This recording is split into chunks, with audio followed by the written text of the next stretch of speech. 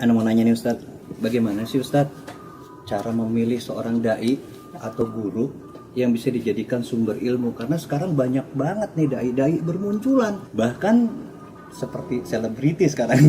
Ustadz banyak banget nih. Ya sebetulnya kalau kita melihat dalil dari Al-Quran, hadis dan perkataan para ulama, sudah dijelaskan apa sih tips yang harus kita jadikan sebagai pegangan di dalam memilih guru, mengambil ilmu.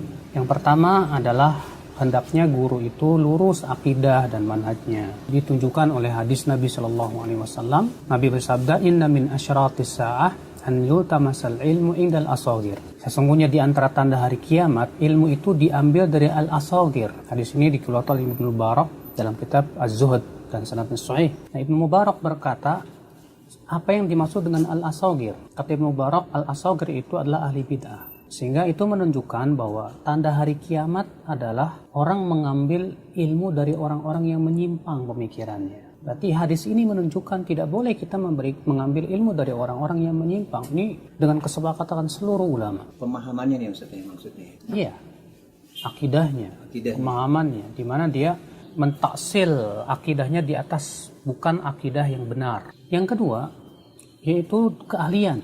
Karena keahlian ini sangat penting sekali. Orang yang tidak ahli di bidangnya, yang tidak faham dalam suatu permasalahan, tidak boleh berbicara dalam masalah seperti itu. Makanya Allah mengatakan fas'alu ahla dzikri. Tanya ahlu dzikr. Apa itu ahlu dzikr? Yaitu orang yang ahli terhadap Al-Quran dan hadis Nabi sallallahu alaihi wasallam. Makanya Imam Nawawi berkata, la yanbaghi li talibil ilmi an yatluba illa mimman kamulat ahliyat. Tidak layak penuntut ilmu mengambil ilmu kecuali dari orang yang sudah ahli. Ini berarti dia punya kemampuan yang dalam, keilmuan yang dalam terhadap Al-Quran dan hadis. Yang ketiga, ini adalah syarat keutamaan saja, berakhlak mulia yang bisa kita jadikan panutan dalam hidup kita. Karena kan yang mana guru kan singkatannya digugu dan ditiru kan, bukan wagu untuk ditiru. Yang pertama ini yang paling utama, masalah lurusnya akidah dan manhaj penting. Kenapa? Karena ini berhubungan dengan lurusnya akidah kita. Kalau kita salah dalam berguru, kita bisa menyimpang nantinya. Maka kalau kita lihat ya, buah itu jatuh tidak jauh dari pohonnya kan. Kalau gurunya menyimpang ya muridnya biasanya begitu. Berantakan udah semuanya. Kecuali kalau buahnya jatuh kena truk dibawa ke Lampung gitu kan. Bisa. Iya. Makanya Ibnu Umar berkata, dinak, agamamu jagalah, agamamu jaga.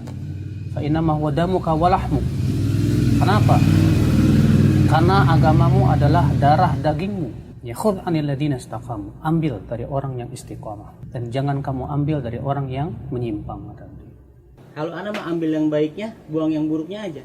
Nah, yang kayak begini ini nih, asal-asalan nih, hampir semua umum seperti ini nih. Main comot-comot aja itu gimana Ustadz? Kalau ente bilang ambil baiknya, buang buruknya. Sekarang ente punya ilmu nggak untuk membedakan baik dan buruk? Nggak punya kan? Sekarang kalau misalnya semua orang berkata yang penting ambil baiknya, buruknya buang. Keilmuan dia sudah sampai mana sehingga dia bisa membedakan itu baik dan buruk. Perkataan seperti ini bisa diucapkan kalau ente ilmunya sudah luar biasa. Tapi kalau ilmu masih Masya Allah ya, sedikit ilmunya, kita juga belum bisa membedakan mana hak, mana batil, ini benar, ini salah. Bagaimana kita akan bisa membedakan? Kalau mengenai ada asar mengatakan unzur makola wala tanzur mantola. Lihat apa yang diucapkan, jangan lihat siapa yang mengucapkan. Itu gimana mengenai asar itu Ustaz? Ya memang betul ada asar yang mengatakan demikian. Tapi asar itu tidak secara mutlak bisa difahami demikian. Kenapa? Karena ada juga asar yang lain yang bertabrakan dengan itu. Seperti misalnya Muhammad bin Sirin berkata, Inna hadal ilma dinun. Ilmu ini adalah agama. Fanzuru amman ta'khuduna dinakum. Lihat oleh kalian dari siapa kalian mengambil ilmu agama kalian. Lihat. Terus apa bertabrakan? Tidak bertabrakan. Kalau kita perhatikan ya, saya berikan contoh sebuah kisah di zaman Rasulullah SAW. Abu Hurairah ditugaskan oleh Rasulullah SAW untuk menjaga zakat fitr, makanan zakat fitr. 3 malam berturut-turut datang maling dan itu ditangkap oleh Abu Hurairah. Kemudian di malam yang ketiga Abu Hurairah tidak melepaskannya. Tapi apa kata si maling ini? Maukah aku ajarkan kepada engkau ya Abu Hurairah, kalau kamu baca sebuah bacaan ini sebelum tidur, kamu akan dilindungi dari setan sampai pagi. Apa itu?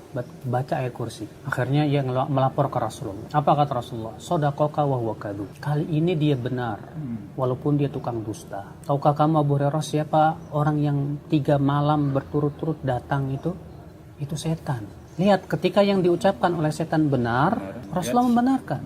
Tapi apakah Rasulullah berkata kepada Abu Hurairah, udah kamu belajar sama setan sono? Oh, itu maksudnya. Nah, itu lagi. Jadi kalau misalnya ada orang yang mengucapkan kata-kata dan kita tahu itu benar, naam, kita terima siapapun yang mengucapkan. Hatta iblis pun, kalau ada maling ngomong ke kita misalnya, kamu jangan jadi maling ya kayak saya.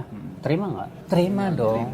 Tapi kalau kita bersimpuh menuntut ilmu, gak bisa kepada sembarangan orang. Harus bisa membedakan ya Ustaz. Iya, kalau kita bersimpuh menuntut ilmu, kenapa? Kita akan mengambil ilmunya. Maka dia harus orang yang mumpuni. Dia harus lurus akidah dan manhajnya. Supaya apa? Supaya ini betul-betul membimbing kita dalam agama kita, dalam hidup kita. Harus dibedakan antara ini dan itu ya. Alhamdulillah. Nambah.